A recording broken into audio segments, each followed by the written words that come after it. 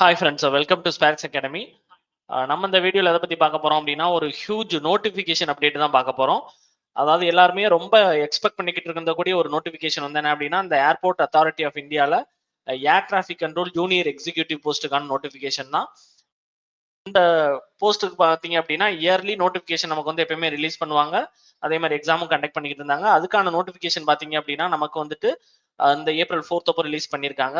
So இது வந்து என்ன அப்படின்னா கண்டிப்பா ஒரு ஹியூஜ் வேகன்சியோட வந்திருக்கு.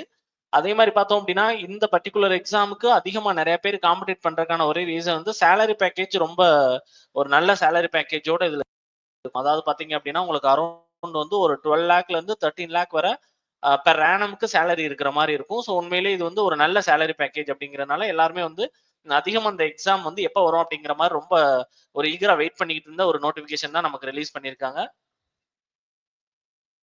அதே மாதிரி பார்த்தோம் அப்படின்னா எதுக்காக இந்த particular exam airport authority of இந்தியாவில் ஏர் டிராஃபிக் கண்ட்ரோல் ஜூனியர் எக்ஸிக்யூட்டிவ்ன்ற போஸ்டிங்க்கு நம்ம இந்த எக்ஸாமுக்கு வந்து நம்ம வந்து ப்ரிப்பேர் பண்ணணும் அப்படின்ற மாதிரி பார்த்தீங்க அப்படின்னா ஹியூஜ் வேகன்சி ஆக்சுவலா பிஇ ஸ்டூடெண்ட்ஸ் பிஎஸ்சி ஸ்டூடெண்ட்ஸுக்கு வந்து இது வந்து கொடுத்துருக்காங்க. சரியா?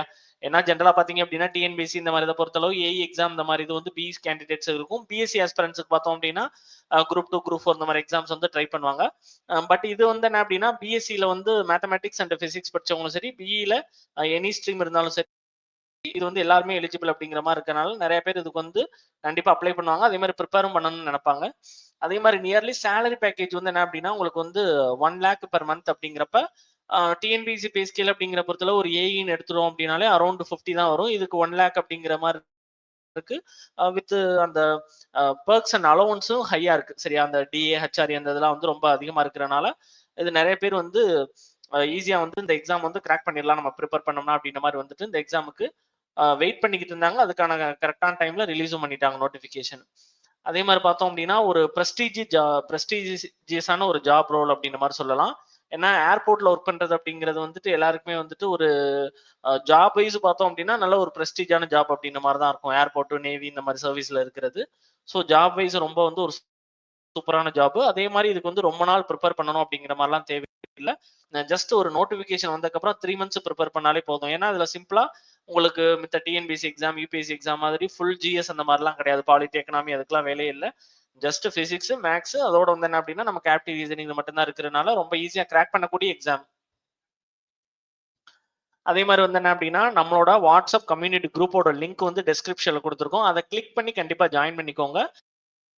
எதுக்காக அப்படின்ற மாதிரி பாத்தீங்க அப்படின்னா அப்கமிங் வீடியோஸ் வந்து நம்ம என்னென்ன கொடுப்போம் அப்படின்ற மாதிரி கொடுத்துருக்கோம். ஒரு 7 வீடியோஸ். இந்த 7 வீடியோஸும் நீங்க அடுத்தடுத்து நம்ம கொடுப்போம். ஸோ அடுத்தடுத்து பார்க்கணும் அப்படின்னா இந்த வாட்ஸ்அப் கம்யூனிட்டி குரூப்ல ஜாயின் பண்ணிக்கோங்க. அது இல்லாம இந்த எக்ஸாம் ரிலேட்டடா எந்த அப்டேட் கொடுத்தாலும் நம்ம வந்து கொடுத்துருவோம். சரியா? ஸோ சிலபஸ் டிஸ்கஷன், அதுக்கப்புறம் ப்ரிப்பரேஷன் ஸ்ட்ராட்டஜி, எப்படி இந்த பர்டிகுலர் எக்ஸாம் நம்ம அப்ரோச் பண்றது, ஸ்டடி பிளான் எப்படி இருக்கும், அதே மாதிரி ஆப்டிடியூடுக்கு என்ன ஸ்ட்ராட்டஜி ஃபாலோ பண்ணணும், ரீசனிங் எப்படி, மேத்தமேட்டிக்ஸ் ஸ்ட்ராட்டஜி, பிசிக்ஸ்க்கான ஸ்ட்ராட்டஜி எல்லாமே நம்ம வந்து அப்கமிங் வீடியோஸ்ல கொடுப்போம். அதே மாதிரி இந்த ஏர்போர்ட் அத்தாரிட்டி ஆஃப் இந்தியாவில் air traffic control junior executive 2025க்கான நோட்டிபிகேஷன் வந்து ரிலீஸ் பண்ணிட்டாங்க. இதுக்கு வந்து என்ன அப்படின்னா ஒரு மோஸ்ட் இன்டெப்த் ஆன்லைன் கோர்ஸ் வந்து நம்ம அகாடமியில நம்ம லான்ச் பண்றோம்.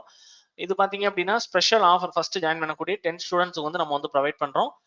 அதே மாதிரி வந்து என்ன அப்படின்னா அட்மிஷன் ரிலேட்டடாவோ இல்லை இந்த எக்ஸாம் ரிலேட்டடா உங்களுக்கு எந்த டவுட் இருந்தாலும் இந்த டிஸ்பிளேல இருக்கக்கூடிய நம்பர் 9677711366 கால் பண்ணி இதை பத்தின டீடைல்ஸ் கேட்டுக்கலாம். ஸோ இப்போ நோட்டிஃபிகேஷன் எப்படி இருக்கு அப்படின்ற மாதிரி பார்க்கலாம். எவ்வளோ வேகன்சி, ஏஜ் லிமிட் என்ன, எஜுகேஷனல் குவாலிஃபிகேஷன் என்ன அப்படின்ற மாதிரி.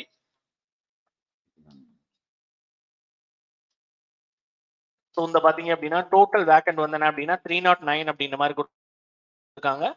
இதுல ஜென்ரலுக்கு பார்த்தோம் அப்படின்னா 125, எக்கனாமிக்கலி வீக்கர் செக்ஷனுக்கு 30, ஓபிசிக்கு 72, எஸ்சிக்கு 55, எஸ்டிக்கு 27 அப்படின்ற மாதிரி கொடுத்துருக்காங்க.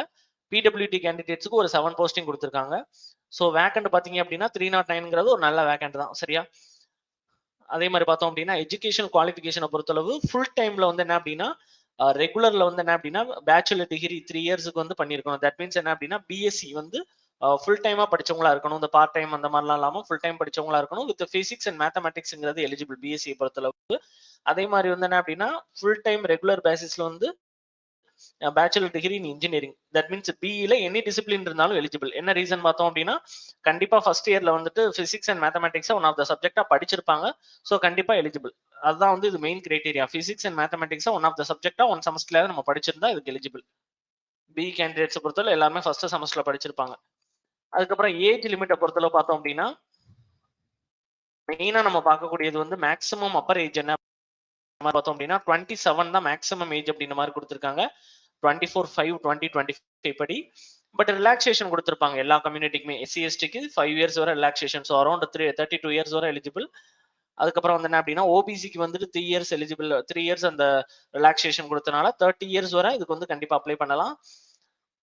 அதே மாதிரி பிடபிள்யூடி கேண்டிடேட்ஸ் பர்சன் வித் டிசபிலிட்டிக்கு வந்து என்ன அப்படின்னா 10 இயர்ஸ் வரை ரிலாக்ஸேஷன் கொடுத்துருக்காங்க. தட் மீன்ஸ் என்ன அப்படின்னா 37 இயர்ஸ் வரை டிசேபிள் கேண்டிடேட்ஸா இருந்தா இதுக்கு எலிஜிபிள் அப்படின்ற மாதிரி கொடுத்துருக்காங்க.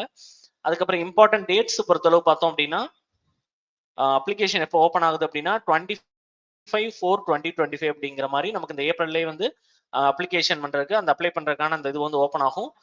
அதுக்கப்புறம் வந்து என்ன அப்படின்னா அப்ளிகேஷன் க்ளோசிங் டேட் வந்து 24/5/25 அப்படின்ற மாதிரி கொடுத்துருக்காங்க. எக்ஸாம் டேட் பாத்தீங்க அப்படின்னா நம்ம லேட்டரா அனௌன்ஸ் பண்ணுவோம் கொடுத்துருப்பாங்க. பட் லாஸ்ட் டைமே பாத்தீங்க அப்படின்னா அப்ளை பண்ணி ஒரு குறிப்பிட்ட நாளுக்குள்ளே வந்து எக்ஸாம் வச்சுட்டாங்க. ரொம்ப இயர்லியராகவே வச்சுட்டாங்க. சரியா? அதனால ரொம்ப நாள்லாம் கொடுக்க மாட்டாங்க. ஒரு 3 மந்த்ஸ் டியூரேஷன் தான் இருக்கும். அதுக்குள்ள நம்ம ப்ரிப்பேர் பண்ணி கிராக் பண்ற மாதிரி இருக்கணும். பே ஸ்கேல பொறுத்தளவு பார்த்தோம் அப்படின்னா இந்த ஜூனியர் எக்ஸிக்யூட்டிவ்க்கு வந்து குரூப் பி கேடர் E1 லெவல்ல அரௌண்ட் உங்களுக்கு வந்து என்ன அப்படின்னா 40,000 to 1,40,000 வரை இருக்கும். அந்த பெர்க்ஸ் அலோன்ஸ் எல்லாம் கொடுத்துருக்காங்க பாருங்க. 35% வித் டிஏ, ஹச்ஆர்ஏ எல்லாமே இதுல வந்து பெனிஃபிட்ஸ் எல்லாம் நிறைய இருக்கும். மெடிக்கல் பெனிஃபிட்ஸ், அதுக்கப்புறம் வந்து என்ன அப்படின்னா சிபிஎஃப் இந்த மாதிரி எல்லா பெனிஃபிட்ஸுமே இருக்கும். ஸோ அரௌண்ட் உங்களுக்கு கொடுத்துருக்காங்க பாருங்க 13 lakh பெர் ஆனம் அப்படிங்கிற மாதிரி இருக்கும். டேக் ஹோம் வந்து 13 lakh அப்படிங்கிற மாதிரி உங்களுக்கு வந்து இருக்கும். இது போக அப்ளிகேஷன் பண்றது அந்த அப்ளை மோட் எல்லாமே வந்து என்ன அப்படின்னா ஆன்லைன்ல நம்ம அப்ளை பண்ற மாதிரி தான் இருக்கும். நோட்டிபிகேஷனை பொறுத்தளவு வேற எதுவும் இம்பார்ட்டன்ஸ் கிடையாது.